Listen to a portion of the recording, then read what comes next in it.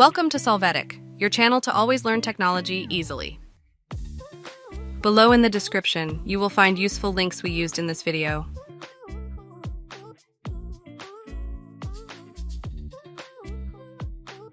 Today in Solvetic, we will see how to change space between words in Word. To start, open your Word document. There you can see the text to edit. After that, click on Replace located in the editing group. Here, in the Find What field, you are going to press the spacebar once. Then, in the Replace With field, press the spacebar the desired number of times. In this case, it will be 3 times. When you do, click Replace All, and you will see the number of spaces adjusted.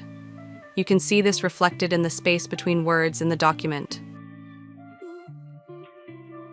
Hey, remember to subscribe Solvetic channel.